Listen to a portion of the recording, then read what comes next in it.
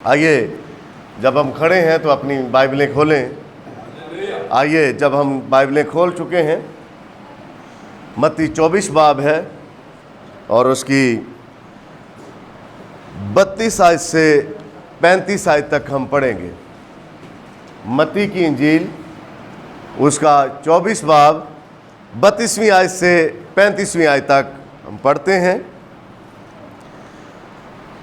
अब अंजीर के दरख्त से एक तमसील सीखो। जो ही उसकी डाली नरम होती और पत्ते निकलते हैं, तुम जान लेते हो कि गर्मी नज़दीक है। इसी तरह जब तुम इन सब बातों को देखो तो जान लो कि वो वक्त नज़दीक बल्कि दरवाज़ा पर है। मैं तुमसे सच कहता हूँ कि जब तक ये बातें पूरी ना हो लें, ये नस्ल हरगिज़ तमाम ना होगी।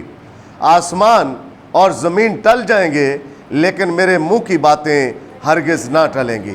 खुदा के कलाम के पढ़े सुने जाने पर खुदावंद की खास बरकत हो। आमीन। आइए अपनी आंखें बंद करते हैं और खुदावंद से मदद मांगते हैं। वही कादर है और उससे कहें, खुदावंद तू आप अपने कलाम की तफसीर कर। तू हमारी जानों को खुदावंद आसूदा कर। हमारी रूह ऐसे तरसती है तेरे लिए जैसे हिरनी पानी के नालों को तरसती है। आइए खुदावंद की तारीफ करें। आसमानी बाप, खुदावंद मैं तेरी शुक्रगुजारी करता हूँ फिर से आज शुभ के लिए, अपने तमाम भाइयों और बहनों के लिए। खुदावंद तूने फिर शुभ बख्शी कि हम जमा होकर तेरी तारीफ तेरी तमजीद कर सकें। परस्त के समय खुदावंद तूने अपने बच्चों पर अपना हाथ बढ़ाया, साज बजाने वाले भाई पर, बहनों पर, गीत गाने वालों पर खुदावंद तूने अपना हाथ बढ़ाया और नजर करम किया। खुदावंद इन्होंने दिल खोल कर तेरी तारीफ तेरी सताइश की और तू अपनी सताइश पर कान लगाता है और तू हमारे बीच में उतरा हुआ है। और आज खुदावंद अभी अपने कलाम को तोड़कर इस खुराक को खुदावंद तू अपने लोगों को देने वाला है।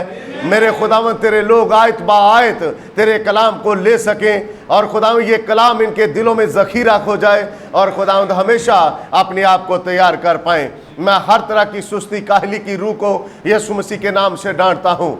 मेरे खुदावंद हर तरह की बदअमनी की रूह को यीशु मसीह के नाम से डांटता हूँ, ताकि खुदावंद इस पंडाल से इस जमात से निकले तेरे लोग खुदावंद तेरे कलाम को लेने के लिए चाको चबंद होकर खुदावंद तेरे पुलपट की तरफ देखते रहें। क्योंकि खुदावंद पुलपट पर तू अपने औजार को इस्तेमाल करता है, तू अपने टूल को मेरे खुदावंद चलाता है और खुदावंद अपनी कलीसिया अपने लोगों के खुदावंद तू हर तरह के दाग धब्बे झुर्रियाँ दूर करता है अपने कलाम के सबब से। और मैं ईमान रखता हूँ खुदावंद तू फिर से आज करेगा। तेरा शुक्र तेरी तारीफ तेरी तमजीद हो। यीशु मसीह के नाम से मांगते बख्श दे यीशु के नाम में, आमीन। Praise the Lord. हमने जो मत्ती का हवाला पढ़ा है, मैंने बुक रखी थी बाइबल में, वो बुक किसी पता नहीं कहाँ चली गई, किसी ने निकाल ली, इधर भी मुझे नहीं मिली। लेकिन खुदावंद ने मदद की क्योंकि मैं उस किताब को पढ़ रहा था, तो इसलिए जब नीचे बैठा था तो खुदावंद ने मेरी मदद की और खुदावंद ने पैगाम को दिया ताकि मैं आपके बीच में ला सकूं। क्योंकि जो पढ़ा होता है अगर आप मन से पढ़ते हैं वो कभी दिल से निकलता नहीं है, आमीन। पर जब आप ऊपर ऊपर से पढ़ते हैं वो सारा उड़ जाता है, चाहे वो आम दुनियावी तालीम ही क्यों ना हो, आप अपने सिलेबस ही क्यों ना पढ़े, वो दिल में बैठता नहीं है अगर हम काम चलाऊ के लिए पढ़ते हैं तो। पर जब आप दिल से पढ़ते हैं, नबी के मैसेज ये बाइबल की वर्सेस ही हैं और इसको खुदावंद ने अपने नबी के थ्रू इसको खोला है। तो मत्ती 24वां बाब, जबकि आप जानते हैं कई बार बता चुके हैं कि बाइबल का सबसे बड़ा चैप्टर है, इसमें 7 मोहरें खुदावंद यीशु मसीह ने अपने मुंह से बयान की और खुदावंद यीशु मसीह ने इस बाब में मोहरों को तोड़ा। इसी बाब में खुदावंद यीशु मसीह ने यरूशलेम की बर्बादी का बताया। और ये जो हवाला मैंने आपके सामने रखा है ये आप पढ़ चुके हैं, सुन चुके हैं। हम इसी हवाले के ऊपर फोकस करेंगे और हमारी तवज्जो सिर्फ इसी हवाले के ऊपर रहेगी और हम इसी को देखकर आगे निकलेंगे। मैं आपकी तवज्जो दिलाना चाहता हूँ कि खुदावंद यीशु मसीह ने अपने कलाम में फरमाया, आसमान और ज़मीन टल जाएंगे लेकिन मेरे मुंह की बातें हरगिज़ ना टलेंगी। जो खुदावंद ने फरमाया है वो कभी नहीं टलेगा। जो इंसान कहते हैं वो टल सकता है, मिट सकता है, पर जो खुदावंद ने कहा है वो कभी मिटेगा नहीं, कभी टलेगा नहीं। तो हम बाइबल की तरफ बढ़ते हैं। लिखा है, अब अंजीर के दरख्त से एक तमसील सीखो, जो ही उसकी डाली नरम होती और पत्ते निकलते हैं, तुम जान लेते हो कि गर्मी नज़दीक है। ये फितरत है, हम जानते हैं। जब मौसम की तब्दीली होती है, सर्दी आती, जाड़ा आता है, हमें पता चलता है तमाम मौसमी असरात की वजह से कि अब मौसम तब्दील हो रहा है। इंसान होते हुए हम जान लेते हैं, भाप लेते हैं दूर से। और इन्हीं चीज़ों को खुदा यीशु मसीह ने कहा कि तुम, आसमान खुला है, तुम जानते हो आज खुला रहेगा। आसमान पर बादल है, तुम जान लेते हो आज बारिश होगी। ये कौन जानता है? इंसान। तुम ज़मानों और तुम मौसमों के बारे में, दिनों के बारे में, महीनों के बारे में तो जान लेते हो, लेकिन क्या खुदा के कलाम के बारे में जानना तुम्हारा हक नहीं है? तुम्हारा हक है, लेकिन कब जानोगे? मैं परसों रात ही बता रहा था कि जब आपको पता ही नहीं है कि ये साइन किस चीज़ का है, ये मनफी प्लस मल्टीप्लाई डिवाइड का आप जान ही ना पाओ, तो आप सवाल कैसे हल करोगे? नहीं करोगे ना। जब आप जानोगे कि ये सवाल ज़र्ब का है, यानी मल्टीप्लाई करना है इसको, ये डिवाइड का है, तकसीम का है, इसको तकसीम करना, तब आप उस सवाल को हल करोगे। पर अगर आपको पता ही नहीं है तो आप नहीं कर पाओगे। बहनों की तरफ आता हूं, आपको पता ही नहीं है ये क्या है। आटे की मिसाल लेता हूं, आपको पता ही नहीं आटा क्या है, तो आप आटे की ईंट नहीं बना सकते। आप ईंट मट्टी की बनाओगे। आटे को किसी और काम के लिए इस्तेमाल किया जाता है। जब तक आपको पता ही नहीं है, आप जानते नहीं है कि ये चीज़ क्या है, अब आप उस चीज़ का इस्तेमाल सही नहीं कर सकते। पर जब आप जानोगे तो फिर आपको चीज़ का इस्तेमाल करना भी आएगा। कब? जब आप जानोगे।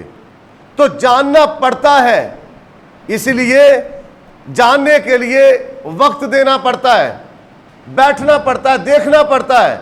और जब आप देखते हो, वक्त देते हो, सीखते हो, तब आपको पता चलता है ये चीज है क्या, ये चीज होती कैसे, बनती कैसे है, फिर आप जानते हो। पर इससे पहले आप नहीं जानते, आपसे वो चीज अनजान है, आप चीज से अनजान हो। हम बाइबल से बरसों अनजान रहे, हमें नहीं पता था। पर जब हमारे ज़माने में नबी आया, नबी ने इस ज़माने के लिए पैगाम खोला, और अब हम अनजान नहीं हैं। ये बाइबल हमारे ऊपर खुली है। पर जब बाइबल खुल भी चुकी है, फिर भी अनजान बने रहे, जिसे कहते हैं पंजाबी में एक लफ्ज़ है मचले बने रहना, या एक और लफ्ज़ है, इस तरह मुझे अब नहीं आ रहा, लेकिन इस तरह का बन जाना कि कोई बात नहीं, बाद में कर लेंगे, बाद में हो जाएगा। वक्त नहीं है, नहीं है बिल्कुल हमारे पास वक्त। मैं जाता हूं, निकलता हूं, आप भी जाते हैं, लोगों में जाते हैं, रिश्तेदारों में जाते हैं। दुनिया के हालात कैसे खराब है,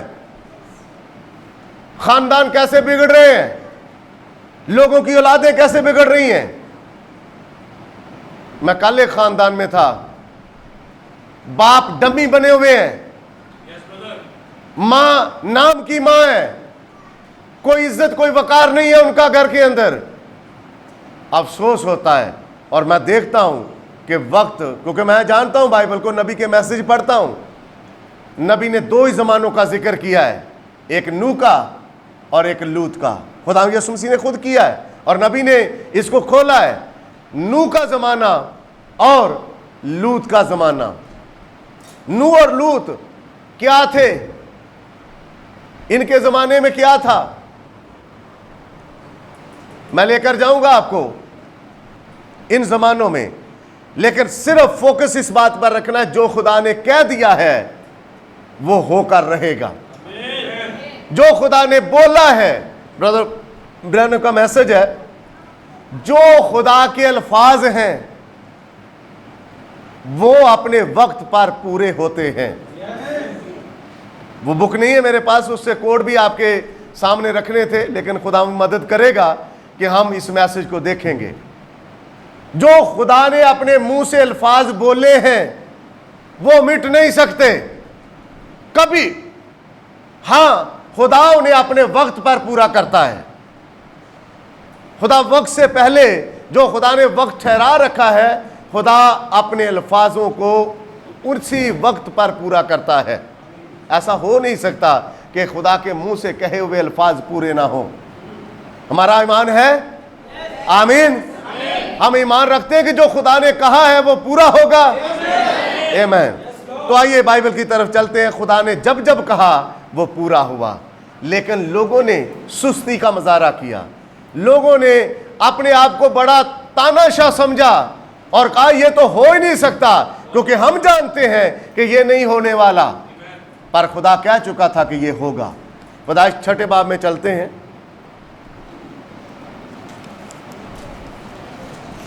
पैदाइश की किताब उसका 6 बाब,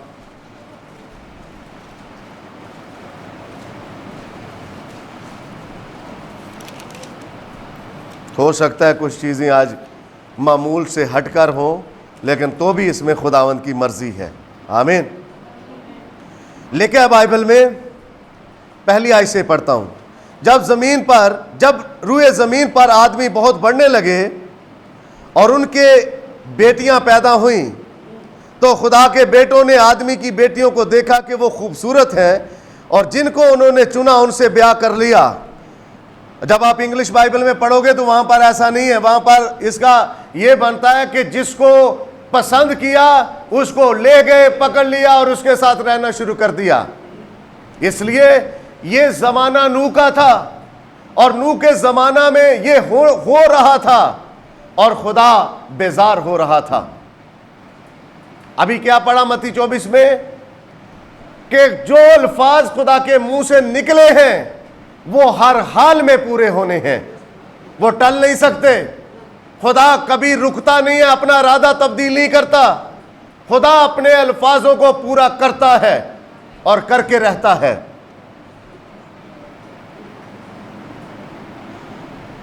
खुदा अपना फैसला तब्दील नहीं करता। खुदा ने कहा है होगा, होकर रहेगा। इसलिए और जिनको उन्होंने चुना उनसे ब्याह कर लिया। तब खुदावन ने कहा कि मेरी रूह इंसान के साथ हमेशा मज़ामत ना करती रहेगी, क्यों कि वो भी तो बशर है, तो भी उसकी उम्र 120 वर्ष की होगी।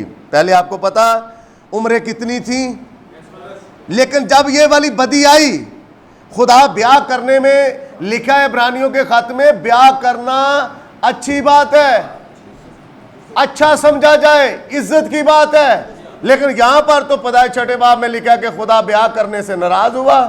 वो ब्याह नहीं हो रहा था, वो समझौता हो रहा था और लोग समझौता कर रहे थे, समझौता करके साथ साथ चल रहे थे।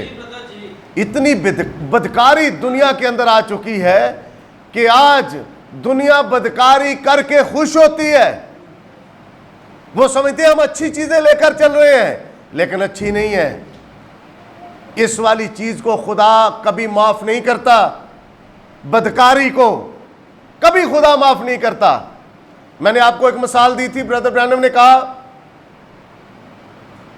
चंद लड़कियां हॉस्टल में रहती थीं। एक टोला था ऐसा जो हमेशा सैटरडे नाइट को या वीकेंड पे बाहर निकल जाती थी और जाकर जो कुछ भी उनको करना होता था, बाहर सैर सपाटा करके जो बदकारी करनी होती थी, शराब नोशी करनी, सिगरेट पीना, जो कुछ भी करना था उन्होंने वो करने के लिए निकल जाती थी। लेकिन उनमें एक लड़की ऐसी थी जो नहीं जाती थी और नबी कहते हैं वो ऐसे उस बिल्डिंग की टॉप के ऊपर जाती और जाकर एक फर्ज कर ले शमाल मशरक मगरब या कोई भी साइड है, नबी ने कहा है कि वो एक खास साइड की तरफ देखती।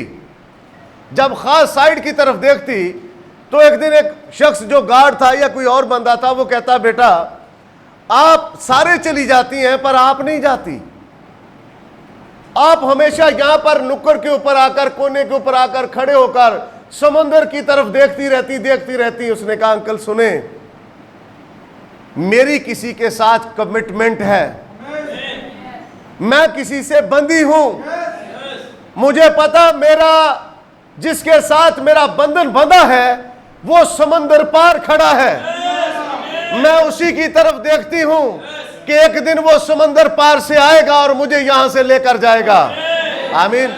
आज दुल्हन अपने उस आसमानों पर जो बैठा हुआ उसकी तरफ देख रही है, क्योंकि वो आसमानों से आएगा।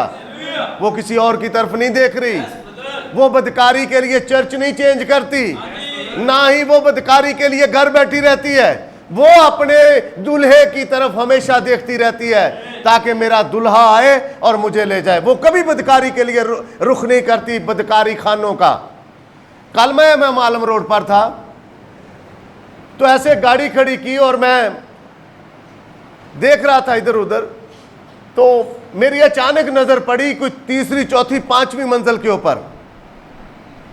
तो एक स्मार्ट सी लड़की, पैंट शर्ट उसने पहनी और बॉब कट उसका था, और ऊपर टॉप के ऊपर सिगरेट पी रही है और कश लगाकर धुआं फेंकी जा रही है।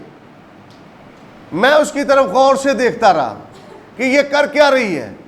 जब मैं उसे देख रहा था तो मुझे नबी की वो जेसी पेनी स्टोर वाली बात याद आई। जब नबी की वो बात मुझे याद आई तो मैंने फौरन से उसकी तरफ देखना बंद किया। जब मैंने देखना बंद किया, मैंने खुदावंद की शुक्रगुजारी की अपने ज़माने के नबी के लिए कि नबी ने हमारे ऊपर इन चीज़ों को खोला। नबी ने हमारे ऊपर, हमारे चर्च के ऊपर जब ये मैसेज नबी लेकर आया और नबी की किताबों से हमने पढ़ा, आज हमारे बच्चे दुनियावी लिबास से परे हैं। आमीन। आज हमारे बच्चों का चुनाव लिबास का अलग है। हमारे बच्चे आज दुनियादारी वाले लिबास क्यों नहीं पहन सकते? इसलिए क्योंकि इन्होंने किसी आवाज का पीछा किया है। इनकी नजरें समंदर के उस पार, हो सकता जिस तरह उस लड़की की नजरें थी, पर आज हमारी नजरें बादलों के उस पार है, क्योंकि हमारा शोहर बादलों से आने वाला है। आमीन। Praise the Lord. तो नबी ने कहा कि जेसी पेनी स्टोर पर जिन औरतों को नबी ने देखा उनके बारे में नबी ने खुलकर बयान किया। हम जानते हैं, हमारे बच्चे जानते हैं, पर अगर हमारे बच्चे नावाकिफ रहे ये उलझ जाएंगे। मैं भाइयों आपसे और बहनों आपसे जो बाप और माएँ हैं, आपसे आपको बराबर करवाना चाहता हूं, ये जमाना चुप करने का नहीं है। इसलिए हमें बोलना पड़ेगा, हमें रुख बाइबल की तरफ करना पड़ेगा, हमें अपना रवैया चेंज करना पड़ेगा, अपनी आदत चेंज करनी पड़ेगी। मैं 3-3 घंटे टेलीविजन के सामने बैठती हूं। वो 1.5 घंटा बच्चों के साथ बैठो। बच्चों के साथ बैठकर गुफ्तगू करो, बाइबल रीड करो। आपके बच्चे ऐसे सीधे तीर की तरह होंगे कि दाऊद कहता है कि जब चलाओगे वो दुश्मन को छेदेंगे। पर अगर सीधे ना हुए बच्चे, ये आपका ही सीना छेदेंगे, आपको ही मरवाएंगे, बार बार आपको टॉर्चर करेंगे यही बच्चे। लेकिन ये होगा कब? जब एक बीवी अपने सर के नीचे होगी, यानी शोहर की ताबेदारी में। अगर शोहर की ताबेदारी में बीवी नहीं है, बेटी कभी ताबेदारी बाप की नहीं करेगी। ये मां मत समझे कि मैं तो ताबेदारी करती नहीं हूं, मैं तो हमेशा शोहर नूं जदों दिल करे किक मार दी, कदी वो दरवाजे दे उस पार वजदा, कदी उस पार वजदा। आपकी बेटी भी अपने शोहर के साथ ऐसा ही करेगी। अगर एक शोहर अपनी बीवी को अपने घर में मारता है, आपका बच्चा भी अपनी बीवी को मारेगा, क्योंकि उसके बाप ने उसे सिखाया यही है। ये होगा, ये बाइबल कहती है। इसीलिए खुदा ने कहा आसमान और जमीन तो टल सकते हैं, लेकिन जो मैंने कहा है वो कभी बदलेगा नहीं, कभी टलेगा नहीं। इसलिए आज हम यही चीज देख रहे हैं। आइए खुदा 6 बाब की तरफ दोबारा रुख करते हैं। 3री आयत। तब खुदावन ने कहा कि मेरी रूह इंसान के साथ हमेशा मज़ामत ना करती रहेगी, क्योंकि वो भी तो बशर है, तो भी उसकी उम्र 120 वर्ष की होगी। उन दिनों में ज़मीन पर जबार थे, और बाद में जब खुदा के बेटे इंसान की बेटियों के पास गए, ये पास गए से मराद ये ऐसे सादा बात नहीं है। ये पास गए से मुराद है उनसे फिजिकल रिलेशन बनाया, उनसे मिलाप किया और उनसे औलाद पैदा हुई। और जब उनसे औलाद पैदा हुई, ये नामवार जुए का जुतना है। आपको पता है ये लड़की मेरे लायक नहीं है, आप फिर भी उसकी खूबसूरती पर, उसकी अदाओं पर जाते हो। और जब जाते हो तो फिर होगा क्या? जो कुछ यहां पर हुआ है। उन दिनों में जमीन पर जबार थे और बाद में जब खुदा के बेटे इंसान की बेटियों के पास गए तो उनके लिए उनसे औलाद हुई। यही कदीम जमाना के सूरमा हैं जो बड़े नामवार हुए। खुदावन ने देखा कि जमीन पर इंसान की बदी बहुत बढ़ गई और उसके दिल के ख्याल, तसव्वुर और ख्याल सदा बुरे ही होते हैं। क्यों होते हैं ख्याल तसव्वुर बुरे सदा? क्या वजह है? हर वक्त मैं बुरा सोचता रहता हूं, बुरा सोचती रहती हूं। क्या वजह है? वजह यह है आपकी सोसाइटी गंदी है। आप जिसके साथ रहते हो वो ज्यादातर यूट्यूब के ऊपर फिल्मों पर वक्त गुजारता है, वो ज्यादातर गंदमंद देखता है, इसलिए आपके ख्याल बुरे रहते हैं। आप जिसके साथ बैठते हो, जिस लड़की के साथ बैठती है, उस दूसरी वाली लड़की के ख्याल बुरे रहते हैं। उस लड़की को छोड़ना पड़ेगा लड़कियों, उस लड़के को छोड़ना पड़ेगा लड़कों, जो आपको बुरी राह की तरफ लेकर आते हैं। ये अभी भी आप नन्हे मुन्ने काके हो, आप नन्हे मुन्ने काके नहीं हो। आप 16-17 साल के हो चुके हो, या अभी भी आपकी मामा आपको गोद में उठाती है, आजा मेरा अल्लाह काका तेनू थोड़ा जा खड़ावा। ऐसा नहीं है। आप मिच्योर हो चुके हो। ये हमारा बेटा रोहित तो शायद अपनी मामा से भी ऊंचा हो गया, लंबा हो गया, और इसको बहन उठा के फिरे तो कितना अजीब लगेगा। इसलिए आप छोटे बच्चे नहीं हो और इसी तरह आप छोटी बच्चियां नहीं हो। आपको पता है कि हमें करना क्या है, हमें इस जमाने में रहना कैसे है, चलना कैसे है। हर चीज दोबारा से हम आपको अर्क नहीं पिला सकते। आपको पेट दर्द होता है, अभी आपको गुट्टी देते हैं, आप कोई और दवाई लेते हो ठोस वाली, वो वाली हम आपको कभी नहीं देते। अभी अब आपको ठोस खुराक की तरफ आना पड़ेगा। आगे निकलते हैं जी। और खुदावन ने देखा कि जमीन पर इंसान की बदी बहुत बढ़ गई है और उसके दिल के तसव्वुर और ख्याल सदा बुरे ही होते हैं। जब आप फजूल बैठे रहते हो, बेड के ऊपर लेटे हैं तो लेटे हैं, कोई पता नहीं 4 घंटे गुजर गए, कोई पता नहीं 6 घंटे गुजर गए। मैं देखता हूं लोगों को, कहीं गए, पता ही नहीं पीछे हमारा घर है, पता नहीं पीछे हमारे बच्चे हैं, बैठे हैं तो बैठे हैं बस। भाई अपने घर का ख्याल करो। आपके बच्चे किसके बलबूते पर छोड़ आए हो? आपका पड़ोसी तो शराबी है, हाथ में मोबाइल है उसके, और वो मोबाइल पर क्या देखता है? तमाम तरह की गंदी चीजें। और आपकी बच्ची को आदत है हर 2 मिनट के बाद गली से झांकना, ऐसे ऐसे। ये सुन ले बच्चे, आज ये कोई हरकतें ठीक नहीं है। ये मेरी ड्यूटी है कि मैं आपको बताऊं। कोई गाड़ी का हॉर्न देता, आप पीछे से ऐसे देखते हो, वो आपको नहीं दे रहा। आप कईयों की आदत होती है ऐसे हंसना, लड़कियां जा रही हैं, लड़के जा रहे हैं, वो अपनी बात को फील करवाते हैं। कभी होशों का शिकार ना हो। आपकी नजरें हमेशा आसमान की तरफ लगी रहनी चाहिए। आपका दूल्हा आसमान से आएगा। अगर जमीन पर खुदा ने तय कर दिया कि होगा तो होगा, क्योंकि उसने कहा आसमान तो जमीन टल जाएंगे पर मेरे मुंह की बातें हरगिज नहीं टलेंगी। इसलिए सदा अपने ख्याल बुरे रखना, उन सोचों में पड़े रहना। ये सोचें कब आती हैं? जब हम फिल्मी हीरो हीरोइन देखते हैं, फिर हमारे अंदर भी ख्याल आता है, आते हैं। बुरी चीजों से निकलो। जब बुरी चीजों से निकल कर अलग रहोगे, तब खुदावंद का रूह आपके साथ जुड़ा रहेगा, आपको गाइड करेगा। पर जब आप खुदा के रूह से हटोगे, मैं आपको बताता हूं, आपके और मेरे रिश्तेदार सारे कोई सच्चे सुच्चे नहीं है, नहीं है सच्चे। जब आप वक्त निकालकर उनके बीच रहते हो, उनकी हर तरह की गंदी आदतें आपके अंदर सलाहियत करने की असलियत रखती हैं, वो आपके अंदर आ सकती हैं। आप अपना टाइम गुजारते हो ऐसी बहन के साथ, बहनें जो बाल काटती है, एक दिन वो आपको भी कैंची पकड़वाएगी, लो काटो थोड़े से, कोई फर्क नहीं पड़ेगा।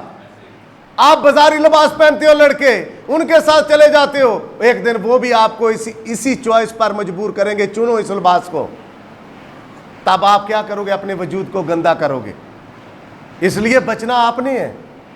पादरी तो नहीं हर वेले ताड़े नाल नाल रहेगा, मुबशर डीकन ताड़े नाल नाल। जो आपने सुना है तवज्जो से, ये आपके काम आएगा। जो आपने सुना है, आपने जो सुना है उस पर कारबंद हो जाएं। यहां पर खुदा ने कहा उनके ख्याल बुरे हैं, क्योंकि जो हम सोचते हैं वही हम करते हैं।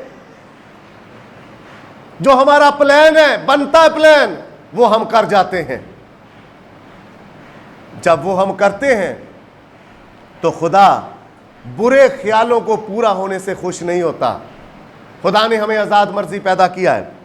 थोड़ा आगे निकलते हैं जी, 7वीं आयत। खुदावन ने कहा कि मैं इंसान को जिसे मैंने पैदा किया रुए जमीन पर से मिटा डालूंगा, इंसान से लेकर हैवान और रेंगने वाले जानदार और हवा के परिंदों तक, क्योंकि मैं उनके बनाने से मालूल हूं। मगर नूह खुदावंद की नज़र में मकबूल हुआ।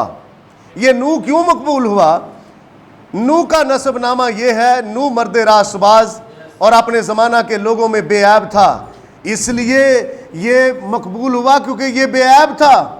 और नूह खुदा के साथ साथ चलता रहा और उससे 3 बेटे सीम, हाम और याफत पैदा हुए।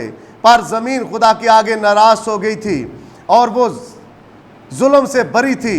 और खुदा ने ज़मीन पर नज़र की और देखा कि वो नाराज़ हो गई है, क्योंकि हर बशर ने ज़मीन पर अपना तरीका बिगाड़ लिया था।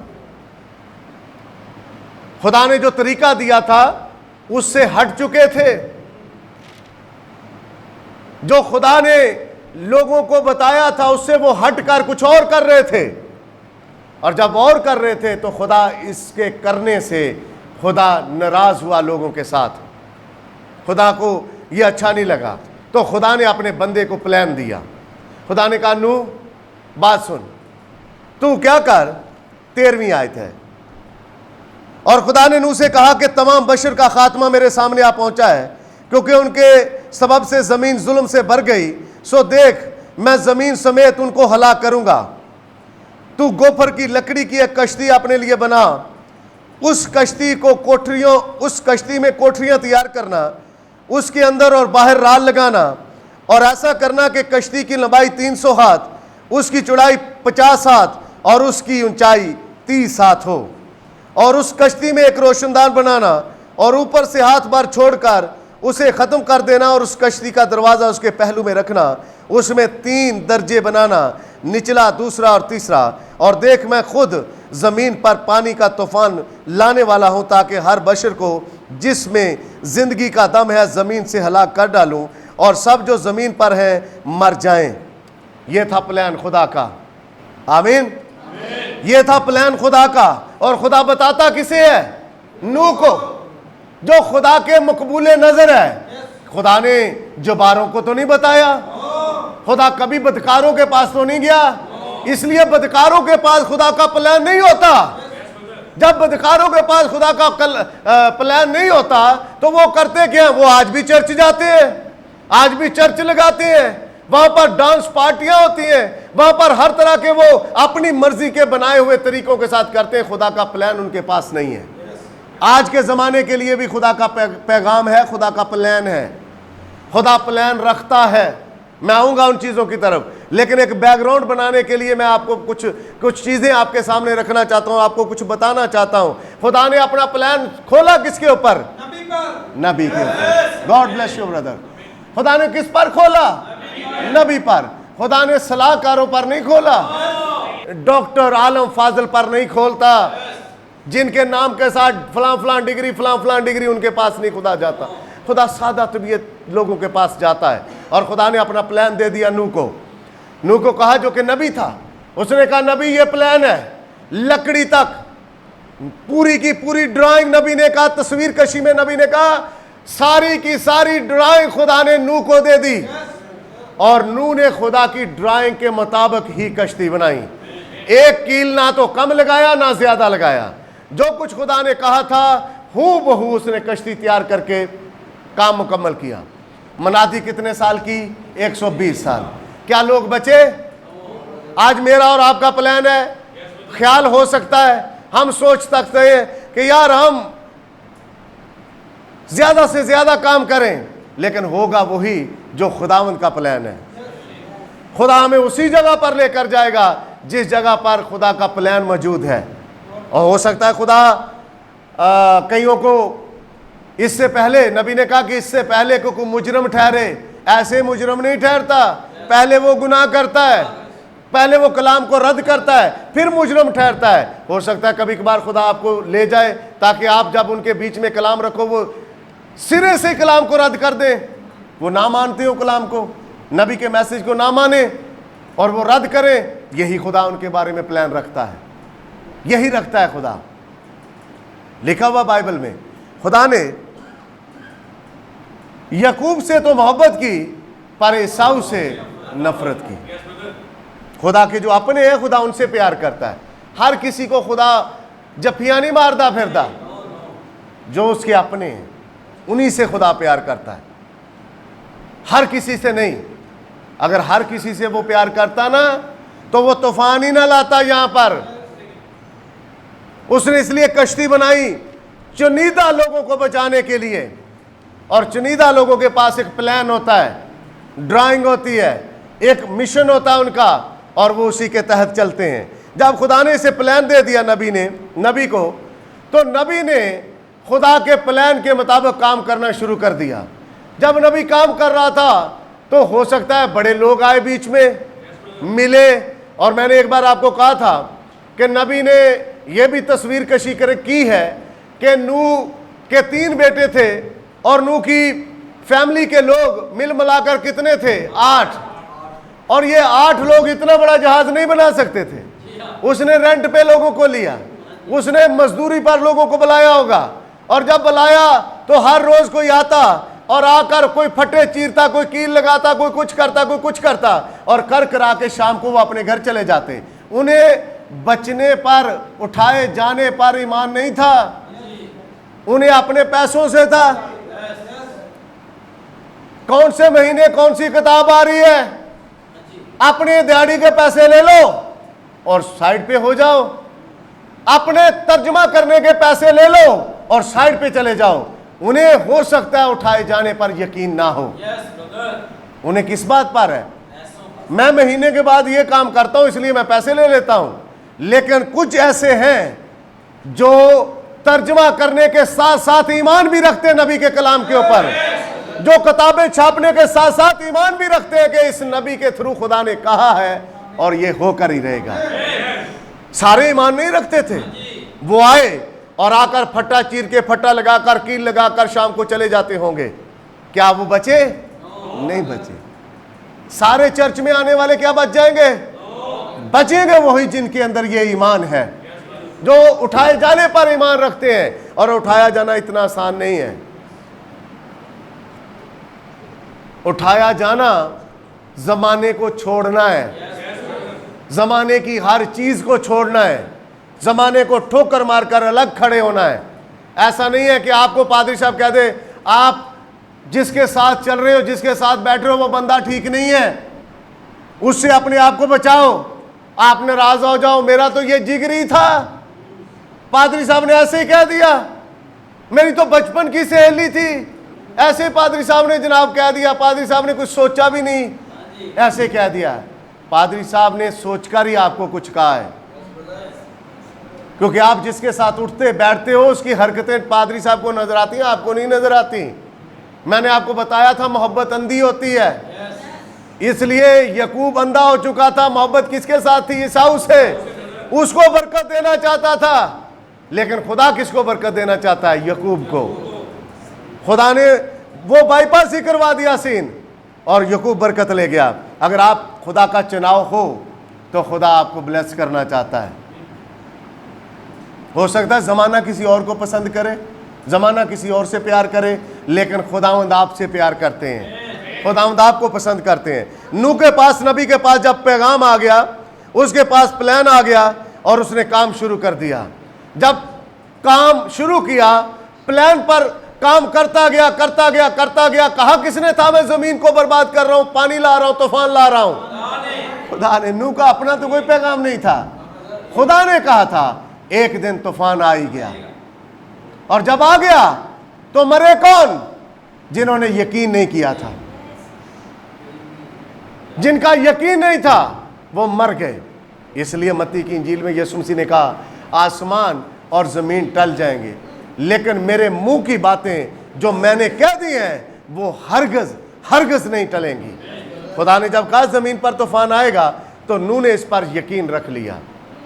नूह की फैमिली भी बेशक छोड़ जाए, लेकिन नूह कभी नहीं छोड़ेगा। आपने और मैंने जब इस मैसेज पर यकीन रख लिया तो हम छोड़ दें? रिश्तेदारों के कहने पर, यारों दोस्तों के कहने पर छोड़ना तो छोड़ सकते हैं, लेकिन फिर उठाया जाना नहीं है, फिर कुछ और है। थोड़ा आगे निकलते हैं, मेरे साथ निकालिए जरा पैदाइश की किताब 19वां बाब, पैदाइश 19 उसकी 23। और ज़मीन पर धूप निकल चुकी थी जब लूत जुगर में दाखिल हुआ, तब खुदावन ने अपनी तरफ से सदूम और अमूरा पर गंधक और आग आसमान से बरसाई। इससे पहले कि खुदा सदूम और अमूरा पर आग और गंधक बरसाता, खुदा अपना प्लान किसी को दे रहा है। आमीन। और वो शख्स कोई और नहीं है, खुदा का नबी ही है। और खुदा अपने नबी से कुछ नहीं छुपाता, अपने नबी पर यह जाहिर करता है। मेरे बेटे, मेरे नबी, खुदा ने खुद कहा जो कुछ मैं करने वाला हूं कैसे हो सकता है कि मैं इब्राहिम से छुपाऊं। आमीन। आज के ज़माने में जो कुछ खुदा करने वाला है, कैसे हो सकता है कि उसने नबी से छुपाया हो। और अब जब नबी अपना काम करके चला गया, तो अब जो कुछ खुदा करने वाला है, कैसे हो सकता है कि वो अपनी दुल्हन से छुपाए? वो अपनी दुल्हन पर जाहिर करता है इन मैसेजेस के थ्रू, सब पर नहीं, अपनी दुल्हन पर। खुदा आग और गंधक का मींह बरसाने वाला है, और कर क्या रहा है? उसने उन शहरों को और उस सारी तराई को और उन शहरों के सब रहने वालों को और सब कुछ जो जमीन से उगा था गारत किया।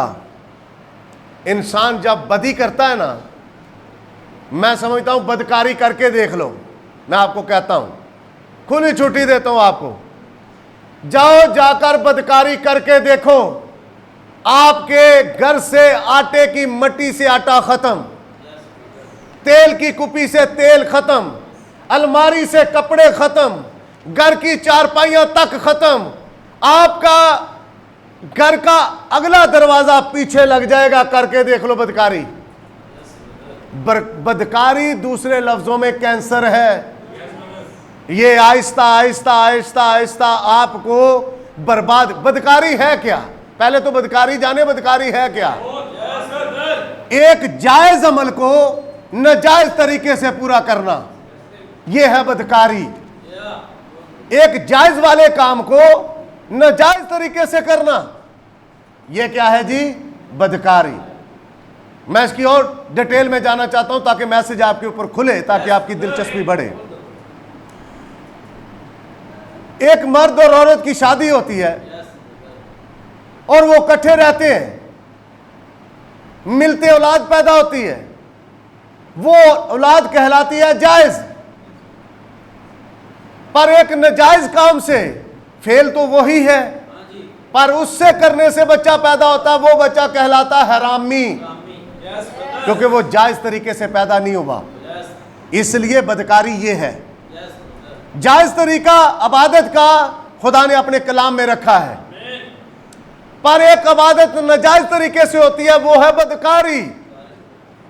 एक काम है जायज तरीके से, पर उसी को जब नाजायज तरीके से किया जाता तो वो है बदकारी।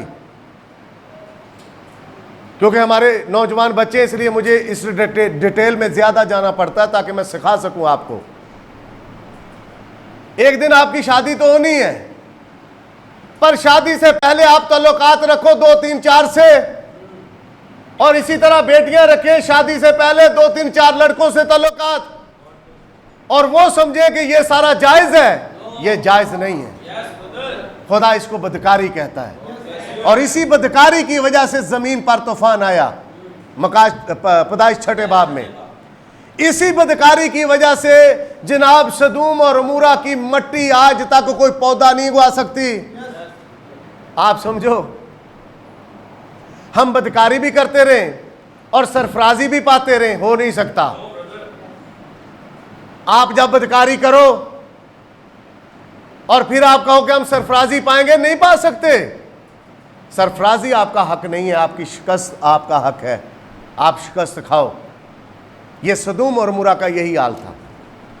लूत की बेटियां पली थी लूत की बीवी के असर के नीचे, और नबी ने कहा लूत की बीवी कोई अच्छी औरत नहीं थी। वो पैग लगाती थी, वो जमाने के साथ चलती थी, वो बॉब कट करवाती थी, वो पेंटे पहनती थी। इसी तरह लूत की बेटियों की तरबियत उसने की होगी। मामला गहराई में जाने वाला है, सुनिए जरा। मगर उसकी बीवी ने उसके पीछे से मुड़कर देखा और वो नमक का सतून बन गई। बीवी को देखना किस पर चाहिए? अपने शोहर के सारे प्लान के ऊपर। पर मैं इससे थोड़ा, कई शोहर ऐसे हैं प्लान ऐसे बनाते हैं कि बीवी को आगे 7 कुएं नजर आते हैं, एक कुआं नजर आने की बजाय। और मैं तो कल परसों से एक मजाक के तौर पर बात कर रहा हूं, लेकिन है हकीकत। मैं कहता हूं कईयों को खुदावन ने टांगे ऐसे दी हैं, वो कहते हैं इनको इस्तेमाल करो, बस कैसे भी करनी है, फिर ही लो जिन्ना के फिर सकते जे, बस घूमो घूमो जमाने के ऊपर, बस पता नहीं बाद चे खलो जानिया ने। वो काम इतना, वो ठहरना ही नहीं चाहते। कभी कभार रुकना आपके लिए अच्छा होता है, पर कभी कभार आपके लिए भागना अच्छा होता है। हर चीज मौके की नजाकत को देखना पड़ता है। मौके को देखो, जो खुदावंद का आपके पास पैगाम आया है उसके मुताबिक चलो, वरना बर्बादी है, छुटकारा नहीं है, मर जाओगे, बर्बाद हो जाओगे। ये लूर लूर फिरना कभी कभार ठीक नहीं होता। आप ठहरो, रुको, इन टांगों का सही इस्तेमाल करो। तानू की लगता है कि किसी दिन वड्डियां जानियां, ये नाल ही रहनियां। सही वाला काम, जायज तरीके वाला काम करो, जो आपको कहा गया वो करो। मगर उसकी बीवी ने उसके पीछे से मुड़कर देखा और वो नमक का सतून बन गई। और इब्राहिम सुबह सवेरे उठकर उस जगह गया जहां वो खुदावंद के हुजूर खड़ा हुआ था, और उसने सदूम और अमूरा और उसकी तराई की सारी जमीन की तरफ नजर की, और क्या देखता है कि जमीन पर से क्या उठ रहा है जी? धुआं। ऐसा उठ रहा है जैसे भट्टी का धुआं। ये प्लान खुदावंद ने अपने नबी को बताया था। नबी सुबह सवेरे उठकर देखता है कि वो शहर धुएं से भरा है, धुआं उठ रहा है जैसे भट्टी से धुआं उठ रहा है। अब अगला काम क्या जी? शहरों को नेस्त किया। तो खुदा ने इब्राहिम को याद किया, उन शहरों को जहां लूत रहता था। गारत करते वक्त लूत को उस बला से बचाया। किससे? उस बला से। नबी ने कहा यह लूत एक सरहदी ईमानदार था। सरहदी ईमानदार कौन होता है? पादरी चलाता रहे, मुबशर चलाता रहे, लेकिन सरहदी ईमानदार टस से मस नहीं होता। सरहदी ईमानदार बहन टस से मस नहीं होती। वो कहती है उन मर जाइए, वो कहता अब क्या करें, हम मर जाए। आपको कलाम की ताबेदारी करना जरूरी है। हमेशा से हमेशा आपको सिर्फ और सिर्फ कलाम की ताबेदारी करना जरूरी है। लूत ये सरहदी ईमानदार था। जब सरहद पर बैठ गया, इसको चाहिए था पहले ही इलाका चेंज कर लेता। जब सदूम और अमूरा से ये गुलाम होकर जा रहा था, ये इब्राहिम ने इसे छुड़ाया था, इसको फिर रुख करना चाहिए था, लेकिन इसने फिर उसी इलाके का रुख किया। सदूम और मुरा का, और वहां पर चला गया। जब चला गया, आगे स्टोरी चलती 30वीं आयत। और लूत जुगर से निकलकर पहाड़ पर जा बसा और उसकी दोनों बेटियां उसके साथ थीं, क्योंकि उसे जुगर में बसते डर लगा। और वो और उसकी दोनों बेटियां एक गार में रहने लगीं। तब पेलोठी ने छोटी से कहा, हमारा बाप बूढ़ा है और ज़मीन पर कोई मर्द नहीं जो दुनिया के दस्तूर के मुताबिक हमारे पास आए। आओ हम अपने बाप को मैप लाएं और उससे हम आगोश हों, ताकि अपने बाप से नस्ल बाकी रखें। ये कोई अच्छा प्लान तो है नहीं, पर आया कहां से? कहां से आया? सदूम और अमूरा से, और लूत की बीवी की सारी परवरिश से। इसकी परवरिश की, इन बेटियों की परवरिश किसने की? मां ने। लूत खुद कहां बैठता था? फाटक के ऊपर, कोई फिक्र ही नहीं। मैं बार बार कहता हूं, घर का सरबराह उसे कुछ फिक्र नहीं है। उसे सोचना चाहिए मुझे घर जाना है, मुझे अपने बच्चों के बीच रहना है, मुझे अपने बच्चों के साथ बैठकर गुफ्तगू करनी, बैठना है। इसलिए नबी कहता है फैमिली ऑल्टर होना चाहिए। आप अपने घर में जाते हो तो आप अपने बच्चों बीवी के साथ बैठकर दुआ कर सको। नाश्ते की टेबल पर बैठते हो, खाने की टेबल पर बैठते हो तो कोई गुफ्तगू करो। जब गुफ्तगू करोगे तो बच्चे बच जाएंगे। बच्चों के साथ बाइबल खोलो। पर जिस बाप और मां को फुर्सत ही नहीं है, मां नू फिक्र है मेरी भरजाई दे बड़े बुरे हाल ने, मेरे भरा दे बहुत बुरे हाल ने, बेचारा मर चलिया। बुरे हाल उसने खुद किए हैं। जब उस पर सच्चाई खोलते हैं वो सच्चाई को ठोकर मारता है, वो सच्चाई को किक मारकर दूर कर देता है। अब आपका फिक्र क्या करेगा? अब आपका फिक्र कुछ नहीं कर सकता, कुछ नहीं कर सकते आप अपने भाई का। उस भाई ने पहले मस्ती में कोई काम किए, गलत फैसले ले लिए, और अब जब उसके सर पर एक ऐसी बैठ गई है, वो एक छड़ी रखती है अपने शोहर के लिए और छड़ी से नचाती उसको, नचैये को। पहले नचैया कहता है इस जैसी तो है, थी नहीं, मुझे नजर ही कोई नहीं आती। आज नचैया नाच रहा है हर बात पर। वो इशारा करती है, बेचारा बैठ जाता है, इशारा करती है, बेचारा खड़ा हो जाता है। आज उसका हाल कोई नहीं है। और मैं उम्मीद करता हूं कि आप बहनें जो गॉड ब्लेस यू कह रही हैं सही वाली हैं, आप उनके मतलब कुछ अपने दिल में एहसास पैदा करें, उन्हें कुछ सिखाएं, क्योंकि ये पादरी की ड्यूटी नहीं है। पादरी तो अगे बड़ी बड़ी बुरा बन चुके हैं। वो कहते हैं पादरी के पास यही मैसेज है, यही मैसेज है। आपको मैं एक तरतीब में लाना चाहता हूं। ये मैसेज बार बार आएगा। क्यों आएगा? इसलिए क्योंकि आप तरतीब में नहीं आ रहे। पर जब आप तरतीब में आओगे, हाँ, कई बेचारे इतना नीचे लग चुके हैं कि बीवी की तो चलो माननी है, और बीवी दे सारे रिश्तेदारों की भी बेचारा मानता फिरता। मैं जब भी देखूं भाई साहब को किसी शादी ब्याह में, भाई उरी बैठे देख गल तो कोल, भाई आपको यहां बैठाया, वो बस कम शम देख रहे हैं। आपका क्या यही पॉइंट है? आप नाई बन जाए, फिर वो कड़छा चमचा लेकर, छुरी लेकर, ये थैला ले लें और देगे पकाना शुरू कर दें, ये कारोबार कर लें। आप अपने एक जो आपका मकाम है खानदान में, आप उसको रखें। ब्रदर, मैं आपके अंदर ये चीजें रखना चाहता हूं ताकि आप अपनी जिंदगी में कामयाब बन सको। कब बनोगे? जब आप जानोगे। आपको किसी चीज का पता ही नहीं है तो आप उसके बारे में गलती करोगे। लूत की बेटियों की परवरिश किसने की? मां ने। मां की सोसाइटी ऐसी थी, वो बेटियां आपस में सलाह करती हैं, आओ हम ये फेल करें। क्या आज फेल नहीं होता? आज भी होता है। बाप से छुपाया जाता है। क्यों छुपाया जाता है? इसलिए छुपाया जाता है क्योंकि बाप वो काम करने नहीं देगा।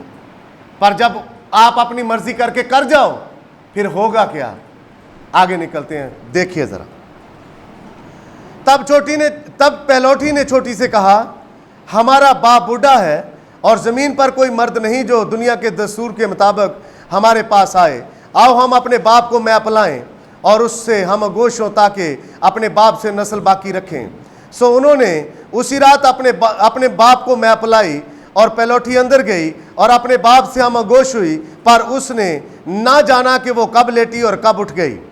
और दूसरे दिन रोज़ यूं हुआ कि पहलौठी ने छोटी से कहा कि देख, कल रात को मैं अपने बाप से हम गोश हुई, आओ आज रात भी उसको मैप लाएं और तू भी जाकर उससे हम गोश होना हो ताकि हम अपने बाप से नस्ल बाकी रखें। सो उस रात भी उन्होंने अपने बाप को मैप लाई और छोटी गई और उससे हम गोश हुई, पर उसने ना जाना कि वो कब लेटी और कब गई। सो लूत की दोनों बेटियां अपने बाप से हामला हुईं और बड़ी के एक बेटा हुआ, उसने उसका नाम मोआब रखा। वही मोआबियों का बाप है जो अब तक मौजूद है। छोटी के भी एक बेटा हुआ, उसने उसका नाम बनी अमी रखा। वही बनी अमून का बाप है जो अब तक मौजूद है। यह सिर्फ कहानी नहीं है, इस कहानी के पीछे एक मैसेज है। जब आप चर्च आते हो, आप किससे हामला होते हो? सीड से, इस कलाम से। जब आप इस कलाम से हामला होते हो तो जनोगे क्या? कलाम। पर जब आपकी छोटी बहन, छोटा भाई, छोटी और रिश्तेदारों में वो जाता है किसी तंजीमी चर्च में, वो किससे हामला होगा? अकीदे से, तौर तरीकों से, रवायतों से। वो जब जन्म देगा तो वो किसको जन्म देगा? अकीदे को। जब अकीदे को जन्म देगा तो बाइबल कहती है आज तक खुदा ने बनी अमून को, बनी मोआब को हलाल के नहीं कहा। उन्होंने कहा कभी ये दाखिल नहीं होने पाएंगे। नेहमिया वाला मैसेज आपको याद है? जब नेहमिया आया उसने निकाल कर बाहर कर दिया इनको। उन्होंने कहा ये कभी भी खुदा की इबादत में नहीं बैठेंगे। आज आप जान चुके हो आपका मुकाम क्या है। आज दुल्हन जानती है कि उसके लिए सीड खुदावंद का कलाम है। अगर उसने लेना है तो वो खुदावंद का कलाम ही लेगी, कुछ और नहीं लेगी, कोई अकीदा नहीं लेगी। ये सारा कुछ हो गया बदनी तौर पर यहां पर हुआ, लेकिन साथ ही दूर एक और जगह पर कुछ होने जा रहा है। 20वां बाब है, पैदाइश 20वां बाब पहली आयत। और अब्राहम वहां से जनूब के मुल्क की तरफ चला और कादस और शोर के दरमियान ठहरा और जरार में क्याम किया। अब्राहम ने अपनी बीवी सारा के हक में कहा कि वो मेरी बहन है, और जरार के बादशाह अबीमलक ने सारा को बुलवा लिया। लेकिन रात को खुदा अबीमलक के पास ख्वाब में आया और उसे कहा, देख तू उस औरत के सबब से जिसे तूने लिया है हलाक होगा, क्योंकि वो शोहर वाली है। पर अबीमलक ने उससे सोबत नहीं की थी। सो उसने कहा, ऐ खुदावंद, क्या तू सादक कौम को भी मारेगा? क्या उसने खुद मुझसे नहीं कहा कि ये मेरी बहन है? और वो आप भी यही कहती है कि वो मेरा भाई है। मैंने तो अपने सच्चे दिल और पकीज़ा हाथों से ये किया। खुदा ने उसे ख्वाब में कहा, हाँ मैं जानता हूँ कि तूने अपने सच्चे दिल से ये किया, और मैंने भी तुझे रोका कि तू मेरा गुनाह ना करे। क्या गुनाह? क्योंकि खुदा नबी से कह चुका था कि सारा से मोइना वक्त पर इसहाक तेरा बेटा जो कि वादा का फर्जंद है वो पैदा होगा। एक जगह पर बदकारी होती है, लूत की बेटियां औलाद लाती हैं अपने बाप से। दूसरी साइड पर खुदा के चुने हुए नबी की बीवी अबीमलक के पास चली जाती है, और वो क्या करना चाहता है? वो भी तो उसे अपनी बीवी बनाना चाहता है। खुदा यहां पर उतरता है, वहां नहीं उतरता। खुदा को तो रोक लेना चाहिए था गार में, लेकिन खुदा नहीं रुकता, खुदा नहीं रोकता। क्यों? क्योंकि जो आपने हासिल किया है, जो आपका प्लान हासिल आपने कर रखा है, आप उसके मुताबिक काम करोगे। पर यहां पर जो खुदा का प्लान है वो नबी के पास महफूज है। वो जरार में जाकर थोड़ा मैं समझूंगा कि खुदा की मर्जी को पूरा किए बगैर खुदा कभी भी अपने बंदों को छोड़ता नहीं है। वहां पर जब जरार में गया तो अबीमलेक ने ले लिया, और नबी ने कहा, अबीमलेक ने बड़ी शेरवानी ली होगी, पजामा पहना होगा, आज तो सारा से मेरी शादी होने वाली है। और खुदा बेड पर आ गया। जब खुदा बेड पर आया, खुदा ने मना कर दिया। खुदा ने कहा, तेरे मुल्क की औरतों को बांझ करूंगा, मुल्क को मार दूंगा, ये एक नबी की बीवी है, छोड़। क्यों? क्योंकि खुदा बोल चुका था। और बाइबल कहती है जो खुदा बोलता है वो करके रहता है। आसमान और जमीन तो टल जाएंगे, पर उसके मुंह की बातें हरगिज़ नहीं टलेंगी। आमीन। इसलिए खुदावन ने फरमाया था, पर खुदावन ने लूत और उसकी बेटियों को कुछ नहीं फरमाया था। वो प्लान कहां से आया? उनकी सोसाइटी से। अगर आज आपकी गंदी सोसाइटी है, फोन पे बात करते हो घंटों घंटे, ठहरे रहते हो किसी के साथ, वो प्लान गंदे कहां से आएंगे? जिसके साथ जुड़े हुए हो। पर साफ प्लान कहां से आएंगे? आप अपने खुदा के प्लान को लेंगे तो साफ प्लान आएंगे। नबी जमाने के पैगाम को लेंगे, नबी के पैगाम को लेंगे तो ये जहन शफाफ चलेगा। ये किसी के बारे में बुराई नहीं रखेगा अपने जहन में, दिल में। ये साफ होकर ये आपकी मदद करेगा, ये आपको बुराई पर नहीं लेकर जाएगा। तो यहां पर हम जानते हैं कि खुदा ने फरमाया था कि सारा से वादा का फर्जंद आएगा। तो सारा कहां चली जाती है? अबीमलेक के पास। खुदा वहां उतरता है और अपने प्लान को पूरा करने के लिए सारा को छुड़वाता है। छुड़वाता कि नहीं छुड़वाता? जब कभी आप खुदा के प्लान में होते हो, आप मुश्किल में फंस भी जाओ, तो खुदा नजर रखे हुए आपके ऊपर।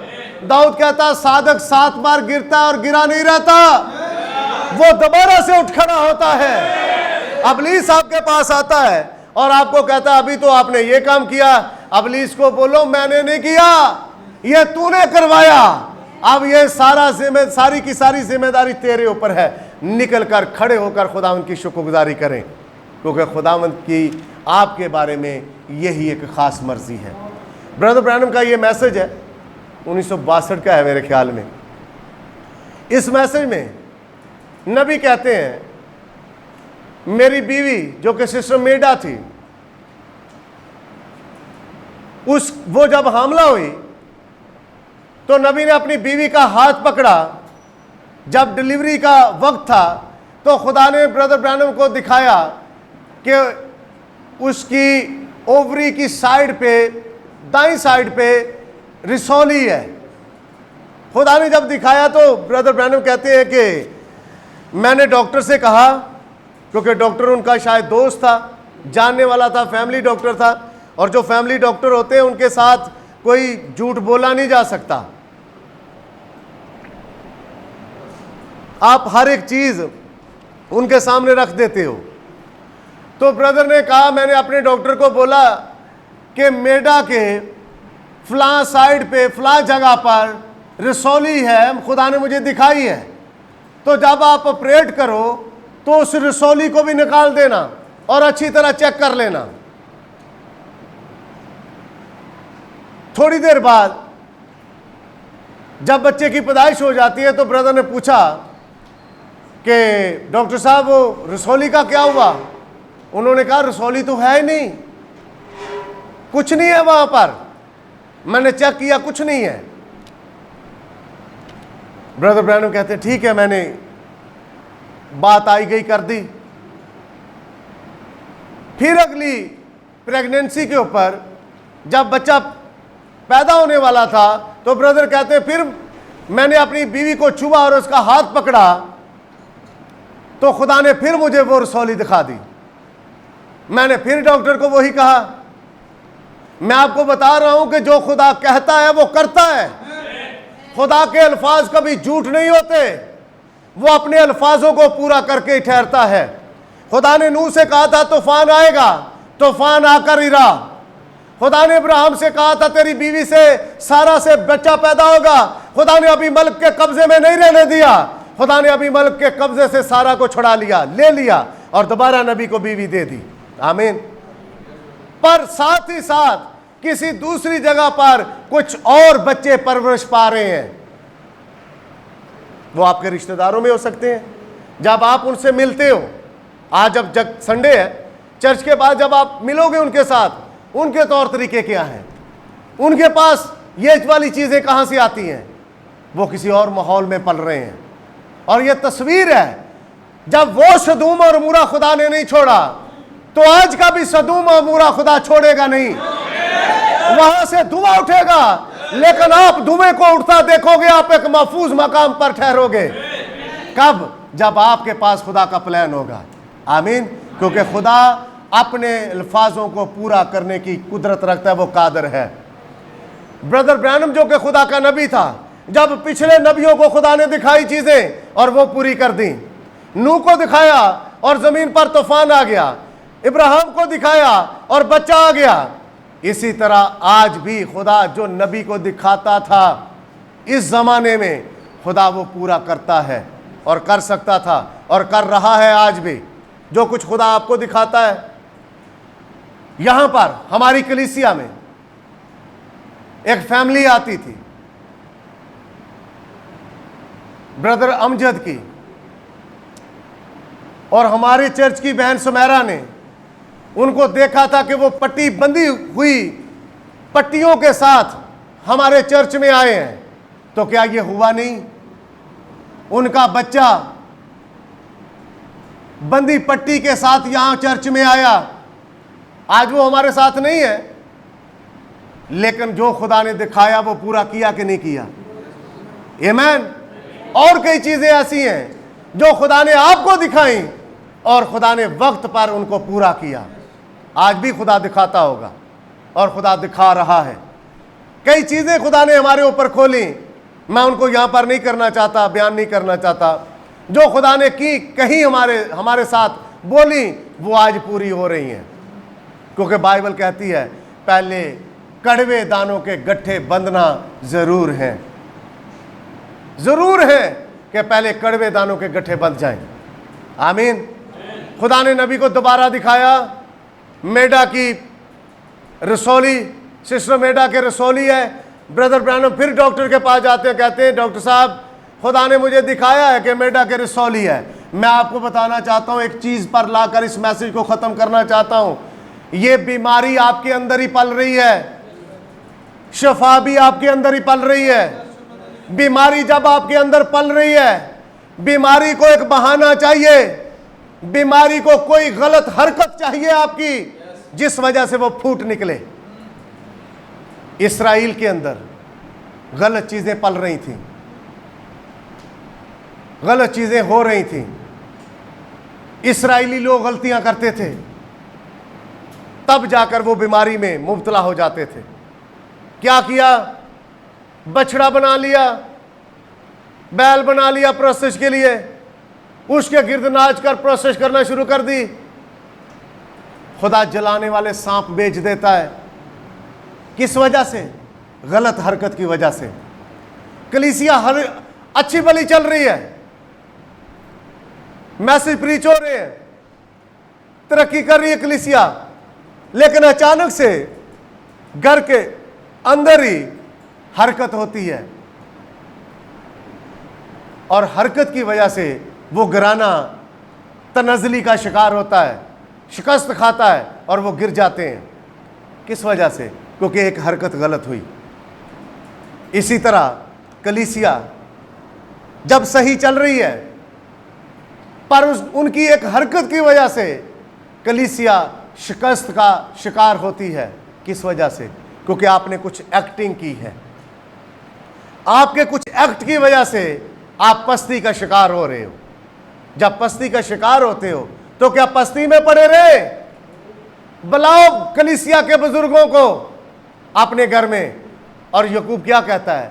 जो दुआ ईमान के साथ होगी उसके बायस बीमार बच जाएगा, और अगर उसने गुनाह किए हों तो उनकी भी माफ़ी हो जाएगी। इसका मतलब क्या? बीमारी कब आई? जब गुनाह आया। आप बीमार हो, आपने कोई गुनाह किया, आपने किसी के साथ गुफ्तगू में गलती की है। एक बच्चा अच्छा भला अच्छी जगह पर जा रहा है, आप उसे उलझाने की कोशिश कर रहे हो। आप उसे कहते हो, लो हमने आपके पादरी को देखा है, वो कभी मैसेज देते हुए हंसता नहीं है। तो क्या पादरी यहां से लतीफे सुनाए ताकि पादरी खुद भी हंसे और कलीसिया भी हंसे? आपके पादरी के चेहरे के ऊपर गुस्सा रहता है, उसी लम्हे से आप पकड़े जाते हो। जब आप पकड़े जाते हो और नौबत यहां तक आ जाती है कि आप और आपकी फैमिली रोने चलाने पर, वाविल्ला मचाने पर उतर आते हो, आप याद करो आपने गलती कहां से की है। करो याद कहां पर गलती हुई है। आप एक अच्छे खासे आदमी को, अच्छे खासे बच्चे को चलते हुए को डिस्टर्ब कर रहे हो, आप कोई अच्छा काम नहीं कर रहे। आप जमाने के नबी के ऊपर कीचड़ उछाल रहे हो। यीशु मसीह ने कहा तुम नबियों और रसूलों के कब्रें बनाते हो, उनके मकबरे बनाते हो और बाद में जनाब उनकी कब्रों को सफेदी करते हो। यह तुम्हारा अच्छा काम है? जब नबी की इज्जत नहीं करते, जब खादम की इज्जत नहीं करते, तो उनकी इज्जत नहीं करते, बाद में जब मर जाए तो उसके ऊपर तख्तियां, फूल, चदरें, ये बड़ा अच्छा बंदा था। पर जब अब जमाने के अंदर है तब आप मुखालफत करते हो, फिर आप सजा पाते हो। उठाकर देख ले बाइबल, जब जब इसराइल ने बदकारी की, खुदा ने मुसीबत उनके ऊपर भेज दी, फिर खुदा ने छुटकारा भी किया। बीमारी सदा नहीं रहती, खुदा निकाल लेता है, लेकिन उसका एक प्रोसेस है। मरियम को कोढ़ हुआ, मूसा भाग कर गया, हारून भाग कर गया, उन्होंने कहा खुदावंद ये तो हमारी बहन है। खुदावंद ने कहा होगा तो क्या हुआ? नबी की बहन क्या गुनाह नहीं कर सकती? उसने, उसका गुनाह क्या था? मूसा की बीवी के खिलाफ बात की थी, वो रंग की काली थी और उसकी बीवी के खिलाफ बात कर दी। और मैं पहले भी कह चुका हूं, खुदा विजिट कर रहा था खेमे बनी इसराइल के, खेमे टू खेमे। जब विजिट कर रहा था तो खुदा ने कान लगाया। हारून और मूसा बड़ी आपस में गुफ्तगू कर रहे थे, बड़ी अच्छी वाली गुफ्तगू। खुदा ने मरियम को कोड़ कर दिया। औरतें जरा जोशीली होती हैं गुफ्तगू करने में, तो जरा होशियार रहें कि आप पकड़ी भी जल्दी जाती हैं बीमारियों में। अपनी गुफ्तगू को हमेशा खुदा के कलाम के मुताबिक रखें, क्योंकि खुदा जो कहता है वो पूरा करता जरूर है। खुदा जो अल्फाज बोल देता है, आसमान और जमीन तो टल सकते हैं, लेकिन खुदा के बोले हुए लफ्ज कभी टल नहीं सकते। खुदा ने ब्रदर ब्रैनम को दिखाया तेरी बीवी के रसौली है। नबी इसी तरह डॉक्टर को जाकर बताता है, डॉक्टर साहब जरा रसौली चेक कर लेना। नहीं मिली रसौली डॉक्टर को। नबी को खुदा दिखाता क्या है? जो अगले वक्त में चीजें होनी हैं वो चीजें दिखाता है, और यहां पर भी जो हो रही होती है उनको भी दिखा देता है, और आने वाले वक्त में जो चीजें होनी उनको भी खुदा दिखाता है। सिस्टर मेडा घर चली गई। ब्रदर बिली पॉल छोटे बच्चे थे, और ब्रदर कहते हैं ये स्कूल में छोटी मोटी हरकतें सीख के आ जाता था और अपनी मां को तंग करता था। और सिस्टर मेडा बड़ी परेशान हुई, और ब्रदर ब्रैनम मीटिंग से थके हुए आए थे, कमरे में बैठे थे, और सिस्टर मेडा को इतना गुस्सा आया और दुख हुआ ब्रदर बिली पॉल की हरकतों के ऊपर। वो उनके पीछे भागी, और ब्रदर बिली पॉल ने जाकर अपने फादर को, अपने बाप को ऐसे पकड़ लिया, और पकड़कर ब्रदर कहते हैं मैंने भी अपने बाजुओं से उसे ऐसे लपेट, अपने बाजू उसके गिर्द लपेट लिए और उसे छुपा लिया। और मेडा आई और उसे मारना चाहती थी, और ब्रदर बिली पॉल अपने बाप के कान में कहते हैं डैडी सॉरी, आइंदा से मैं ऐसा नहीं करूँगा। तो ब्रदर कहते हैं मेरे दिल में मोहब्बत जाग उठी, तो मैंने कहा मेडा अब छोड़ दे, ये नहीं करेगा। तो सिस्टर मेडा की एक छोटी सी हरकत, सिस्टर मेडा ने गुस्से में आकर दरवाजे को जोर से पटाख करके मारा, रसौली जग गई। जो रसौली नबी को खुदा ने पहले दिखाई थी, डॉक्टर के चेक करने से रसौली बदन में नहीं थी, पर खुदा ने नबी को दिखाया था तेरी बीवी के रसौली है। डॉक्टर 2 बार चेक कर चुका नहीं है, लेकिन सिस्टर की एक गलत हरकत की वजह से रसौली जग गई, रसौली बढ़ना शुरू हुई। नबी कहते हैं उसी किताब में, किताब पता नहीं कहाँ चली गई है, वरना मैं कोड पढ़ता, आ जाएगी। नबी ने कहा वो अखरोट जितनी बढ़ गई, मेढा को तकलीफ शुरू हो गई। आज कई मेढा इधर बैठी हैं। हाँ जी, गॉड ब्लेस यू। कई मेढा इधर बैठी हैं जो शोहर को तकलीफ में डालती हैं, तो कई मेरे भाई भी बैठे ने जड़ियां बीवियां नूं तकलीफ च पाते ने। ये दोनों साइड पे बातें चलती हैं, क्योंकि कलाम कल और आज बल्कि अब तक यकसा है। इसलिए हम इन चीज़ों को जानते हैं, जो खुदा उस वक़्त करता है वो आज भी कर रहा है। लेकिन मेरा मकसद ये नहीं कि मैं किसी को तकलीफ पहुंचाऊं, मेरा मकसद ये है कि खुदा अपने अल्फाज पूरे करता है। खुदा जो कहता है वो पूरा करके रहता है। इसलिए वो रसौली बढ़ना शुरू हुई। नबी कहते हैं अखरोट जितनी होगी। डॉक्टर के पास चले गए, डॉक्टर को बोला, एक हफ्ता गुजरा, डॉक्टर ने कहा ये तो बड़े लेमन जितनी हो गई है। किया क्या सिस्टर ने? सिस्टर मेडा ने क्या किया? नबी को कोई बुरा भला कहा, बच्चे को मारा, एक दरवाजा ही तो ठा करके मारा था। उस वजह से वो बीमारी अंदर ही मौजूद थी, वो फूट निकली। आप जब खुदा के नबी के खिलाफ, खुदा के खादम के खिलाफ, चर्च ऑर्डर के खिलाफ, अपनी मतलब ईमानदार बहनों के खिलाफ, ईमानदार बच्चियों के खिलाफ, संडे स्कूल के टीचर्स के खिलाफ अगर आप बुरा भला सोचो तो आप समझो कि आप खुशहाल रहो। नहीं हो सकता, कभी नहीं हो सकता। सिस्टर मेडा बीमारी में पड़ गई। ब्रदर कहते हैं मैं उठा कि अब मेडा नाराज है। मैं भी गया, मैंने कहा जाने मन, वहां पर लफ्ज लिखे हुए किताब में मैंने पढ़ने थे, लेकिन किताब मुझे नहीं मिली। और लफ्ज सिस्टर के लिए ब्रदर बोलते हैं, बोलने चाहिए। अगर भाई लूका कभी बहन समरा से नाराज हो, बहन जो समरा है वो भाई लूका के लिए कुछ अल्फाज मोहब्बत से बोलें, और भाई लूका भी बहन समरा के लिए कुछ मोहब्बत से अल्फाज बोलें। ये नहीं है कि आप नाराज हो तो बस नाराज ही रहें, कुछ अल्फाज मोहब्बत से बोलें। जी, गॉड ब्लेस यू, आमीन। इसलिए क्योंकि ये नबी ने बताए हैं अल्फाज, और नबी की किताब के अंदर ये अल्फाज मौजूद हैं। और ब्रदर जाते हैं सिस्टर के पास और जाकर कुछ गुफ्तगू करते हैं। सिस्टर शायद किचन से निकल जाती हैं, किसी और जगह चली जाती हैं। नबी को आवाज़ आती है, अपनी बीवी को बोल दूसरा तवारीख 22वां बाब पढ़े। नबी कहते हैं मैं समझता हूं कि मेरा ख्याल है कोई पता नहीं क्यों, लेकिन फिर आवाज़ आती है, अपनी बीवी को बोल दूसरा तवारीख 22वां बाब पढ़े। ब्रदर कहते हैं मैंने जाके पढ़ना शुरू कर दिया। तो ब्रदर कहते हैं कि मुझे आवाज़ आई कि ये हवाला पढ़। तो जब मैंने हवाला पढ़ना शुरू कर दिया तो वहाँ पर मरियम के कोढ़ होने का जिक्र पाया जाता है, और मरियम को कोढ़ हो जाता है। तो मैं कहता हूँ ये कैसी बात है, ये क्यों ऐसा हुआ है? तो वो दरअसल रसौली जो पहले नहीं थी डॉक्टर के चेक करने के मुताबिक, लेकिन बाद में वो रसौली फूट निकली। किस वजह से? एक छोटी सी हरकत की वजह से।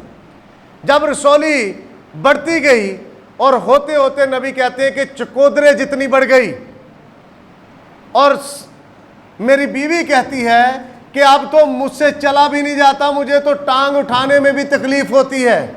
और ब्रदर ब्रैनम कहते हैं कि क्रिसमस के दिन थे, और जब क्रिसमस के दिन चल रहे थे तो मैं नहीं चाहता था कि ये ऑपरेशन हो, और मैं मेडा से कह रहा था कि ये क्रिसमस के दिन गुजर जाएं और उसके बाद फिर हम ऑपरेट करवा लेंगे। खैर, सिस्टर मेडा के लिए ब्रदर ब्रैनम ने दुआ की, बाद में उनको ऑपरेशन नहीं करवाना पड़ा। वो रसौली गायब हो गई। मकसद बताने का, बात करने का यह है कि जब आप हरकत करो, गलती करो, तो उसकी सज़ा खुदा के हजूर से डेफिनेटली पूरी होनी ज़रूरी है, क्योंकि खुदा कह चुका है। आपने नबी की मुखालफत की, आपने खुदावंद के नबियों के खिलाफ बोला, और बोलकर आप कहो कि हम सही सलामत रहे, कभी हो नहीं सकता। वापस चलते हैं मत्ती 24 बाब के हवाले के ऊपर, वहीं पर हम इस मैसेज को ख़त्म करेंगे।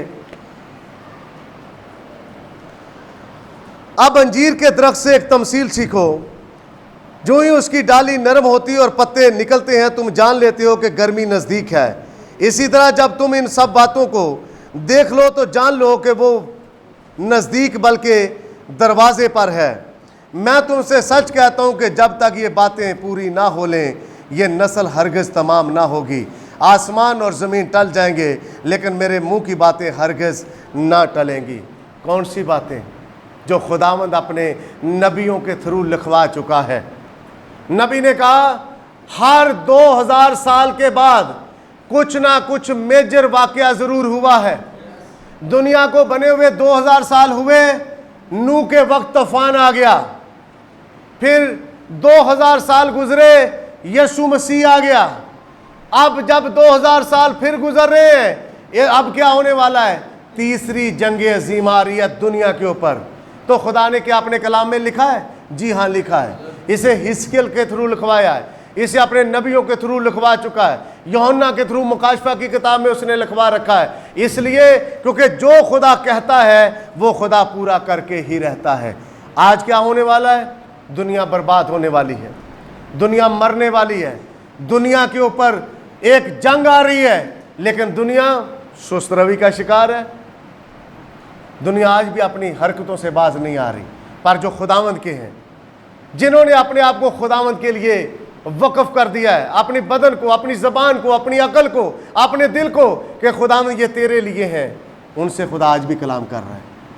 और जब उनसे खुदा कलाम करता है तो उनसे खुदा जो कर चुका है कलाम, वो खुदा उनकी ज़िंदगियों में पूरा ज़रूर करेगा।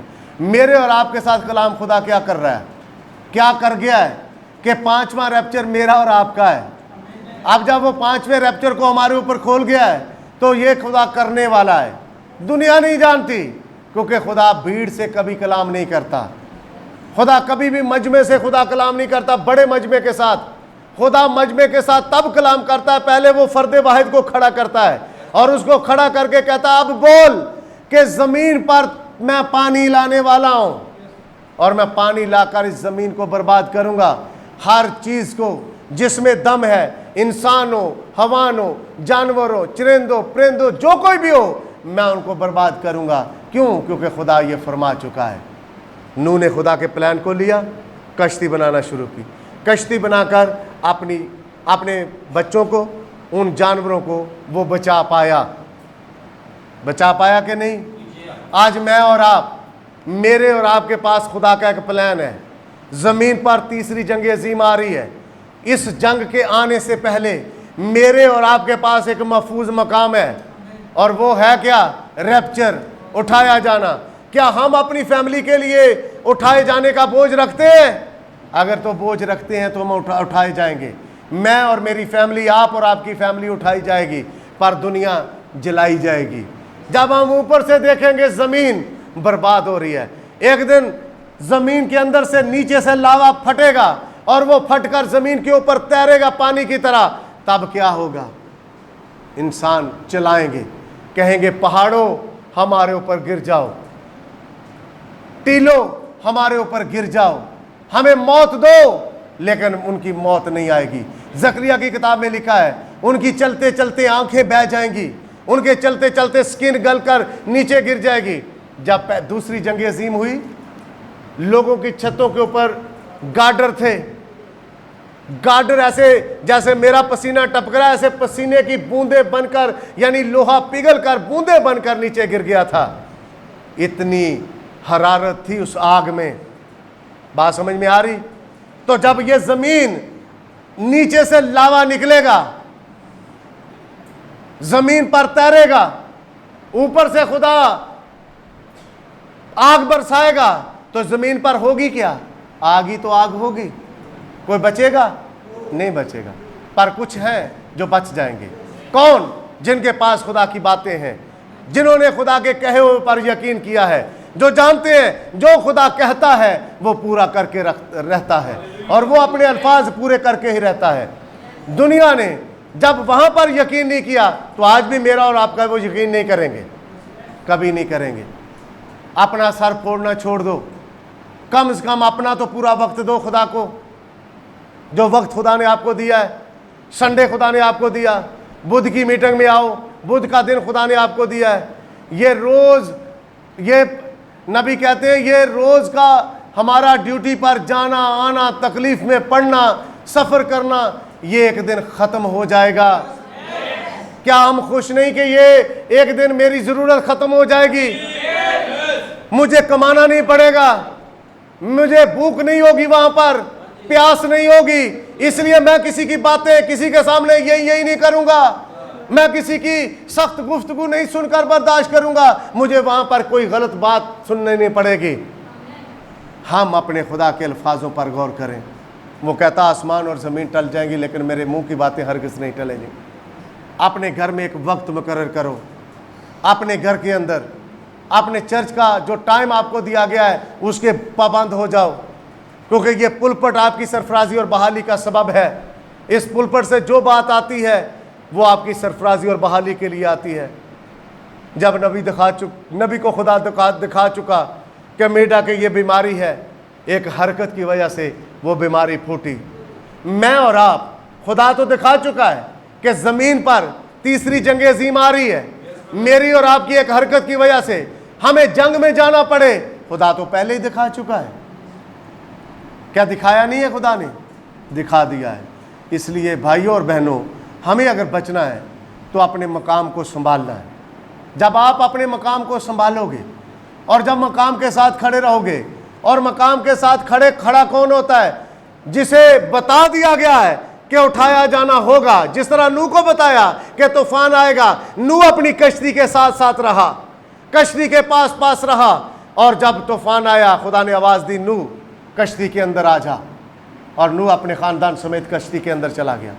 आज उनका क्या होगा जो संडे सर्विस को कुछ समझते नहीं है, जो संडे सर्विस को, हाँ कभी मुश्किल होती है, प्रॉब्लम है, आप मिस करते हो, दुनिया में रहते हुए मुश्किल प्रॉब्लम आ जाती है, लेकिन आप जानबूझकर संडे सर्विस मिस करो। आप फिरते रहो रिश्तेदारों के पास, आप उनके साथ खुश गप्पियाँ लगाओ और उनके साथ बैठते गप्पे हाँकते रहो, और चर्च ही ना हो, चर्च को बाईपास करो। फिर खुदा एक दिन आएगा कि आपको भी बाईपास करेगा, वो नहीं जानेगा। क्या आपका ख्याल है कि नूह के रिश्तेदार आए होंगे? नूह चाचा जी, ताया जी, मामा जी, हम तो आपके हैं। खुदा ने कहा अब ये बाहर रहेंगे।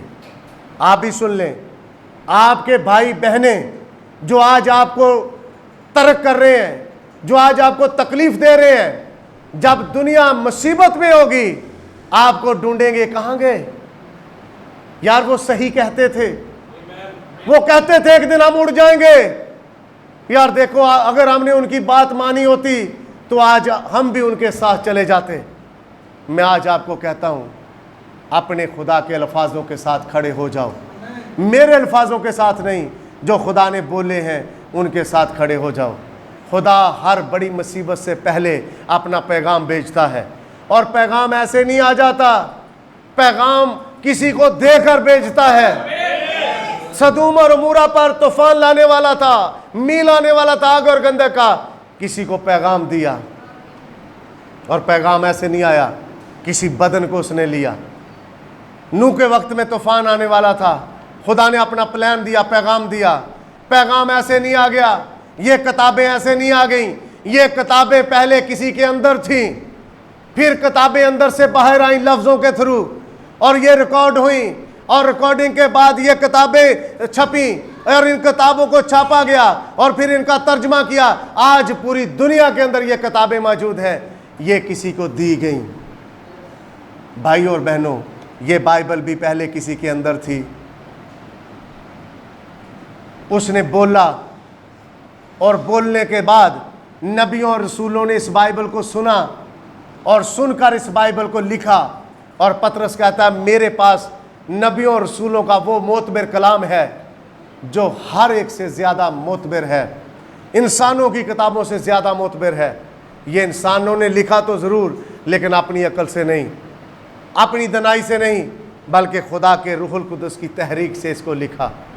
क्या आप खड़े हैं अपने रैप्चर के साथ? हालेलुया! क्योंकि ये खुदा ने बोला है, ये मैंने नहीं बोला, ये मैंने जो बोला वो खुदा का बोला हुआ ही बोला है। मैंने वो दोहराया यहाँ पर खड़ा होकर। क्यों? क्योंकि ये खुदा के अपने अल्फाज हैं और खुदा अपने नबियों के थ्रू ही बोलता है। और हम समझते हैं कि हम नबियों की मुखालफत करके बच जाएंगे, नहीं बचेंगे। हम पास्टर की मुखालफत करके बच जाएंगे, नहीं बच सकते। हम चर्च की कलीसिया को पूरा कर कर समझ कर बच जाएंगे, नहीं बच सकते। हम खुदा के खादमों के सामने खड़े होकर झूठ बोलेंगे, बच जाएंगे। हननिया सफीरा ने क्या समझा? यही तो समझा कि ये तो पतरस ही है, लिखा हुआ है उसका आदमी धड़म से गिर के मर गया। पादरी पूछे संडे को कहां थे आप? जल्दी चर्च से उठकर चले गए थे। कहां गए? वो हमें ये काम था। काम कोई और था, कोई दोस्ती निभानी थी, कोई रिश्तेदारी पालनी थी, कोई और काम करना था। आप मैं कलाम को निचला दर्जा और रिश्तेदारी और दोस्ती को अव्वल दर्जा देते हो। ये रिश्तेदार, नातेदार, ये आपके प्लान कभी आपको बचा नहीं सकेंगे। आपको कौन बचाएगा? कलाम, जो खुदा के मुंह से निकला है और जो उसने बोला है। उसने कहा तुम इन चीजों में तो बड़ा इम्तियाज करते हो और जान लो आज पूरी दुनिया के ममालिक हाइड्रोजन कीमियाई बम बना चुके हैं। और नबी ने कहा जिस दिन रूहुल कुद्दस ने कहा कि बटन दबा दो, वो बटन दबा देंगे।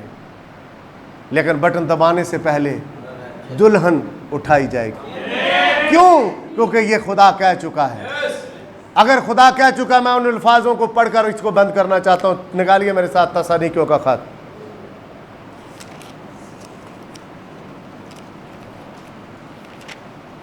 तसनीकियों के खत में चलेंगे, चौथा बाब है। पहला तसनीकियों चौथा बाब और उसकी 13वीं आयत से सुनिए जरा। ऐ भाइयों, हम नहीं चाहते कि जो सोते हैं उनकी बाबत तुम नावाकिफ रहो, ताकि औरों की मानत जो नाउमीद हैं गम ना करो।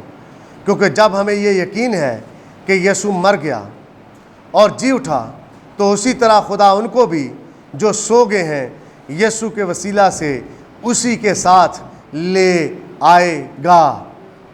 कहाँ से? वो ले जाएगा नहीं, ले आएगा। बाइबल क्या कहती? ले आएगा। इसका मतलब ये है कि वो अब नीचे नहीं है, वो अब ऊपर है। और खुदा उनको जब मुकाशफा 19वें बाब के मुताबिक दोबारा तीसरी आमद में आएगा तो वो भी उनके साथ होंगे, मैं और आप भी। चनाचे हम तुमसे खुदावंद के कलाम के मुताबिक कहते हैं कि हम जो जिंदा हैं और खुदावंद के आने तक बाकी रहेंगे, सोए हुओं से हरगज आगे ना बढ़ेंगे, क्योंकि सोए हुओं का पहला दर्जा है। आमीन। क्योंकि खुदावंद खुद आसमान से ललकार और मुकर्रब फरिश्ता की आवाज़ और खुदा के नरसिंगा के साथ उतर आएगा। 3 चीज़ें हैं यहाँ पर। पहले नंबर पर खुदावंद खुद, मुकर्रब फरिश्ता की आवाज़ और ललकार के साथ क्या करेगा? उतर आएगा। मैसेज है ब्रदर ब्रैनम का उठाया जाना। उस किताब को पढ़े। नबी ने कहा 2 चीज़ें हो चुकी हैं, एक चीज़ होना बाकी है। खुदावंद खुद उतर आया है, मुकर्रब फरिश्ते की आवाज़ भी आ चुकी है, अब उठाया जाना ही बाकी है। सुनिए ज़रा। और पहले तो वो जो मसीह में मुए जी उठेंगे, फिर हम जो जिंदा बाकी होंगे उनके साथ बादलों पर उठाए, ताकि हवा में खुदावंद का क्या करें, और इसी तरह हमेशा खुदावंद के साथ रहेंगे। बस तुम इन बातों से एक दूसरे को या इन्ना गल्लां ना तसली देंदे, कोई गल नहीं, बीमार हो गया ठीक हो जाएगा, ठीक हो जाएगा, ठीक हो जाएगा, या ऐसी बातों से तसली देते हो। ये बदन जो बना हुआ 16 एलिमेंट से, ये जमीन के ऊपर रहना ही रहना है। ये चाहे बीमारी में रहे, तंगी में रहे, नंगपन में रहे, किसी में भी रहे, इसको जमीन के ऊपर रह ही जाना है एक दिन। पर हमारा थियोफनी बदन जो खुदावंद के हुजूर है, जो हमें बताता है कि तू चर्च जा, जो उतर आता है, हम मिलकर खुदा की इबादत और परस्तिश करते हैं, ये खुदावंद के अपने अल्फाज हैं। क्योंकि पालूस कहता है ये बातें मुझे खुदावन से पहुंची और खुदावन ने सिखाई अपने बंदों को, नबियों को, और इसीलिए नबी ने उठाया जाना मैसेज प्रीच किया। और उठाया जाना खुदा कह चुका, तयशुदा बातें हैं, ये कभी मिस नहीं होगा, कभी मिस नहीं होगा। इसलिए आइए अपने कदमों पर खड़े हों और खुदावंद की शुक्रगुजारी करें। खुदावंद, जो तूने बातें कही हैं कभी मिस नहीं होंगी। जो खुदावंद के अल्फाज हैं वो कामयाब होकर रहेंगे। खुदावंद के मुंह की बातें हर वक्त पूरी होने के लिए तैयार रहती हैं। इन खुदा इंतज़ार करता है कि वो मेरी बातें, मेरे वादे मेरे इस बेटे में पूरे हो जाएं, मेरी इस बेटी में पूरे हो जाएं।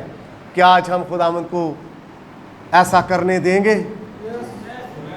क्या खुदावंद को कहेंगे, खुदावंद आज आ, तू अपने वादों को जो अपनी बाइबल में रखे हुए है मुझ में पूरे कर। अगर किसी अबीमलेक का मेरे ऊपर साया है तो खुदावंद तू खुद शमूलियत इख्तियार कर। मैं अबीमलेक के चुंगल से आज़ाद हूं, मैं हर उस तौर तरीके से बाहर निकल सकूं जो दुनिया का बनाया हुआ है, जो मेरा नहीं है, जो मेरे खुदा का नहीं है। मैं अपने खुदा के तरीके से बच सकता हूं। आइए थोड़ा वक्त दुआ में गुजारें।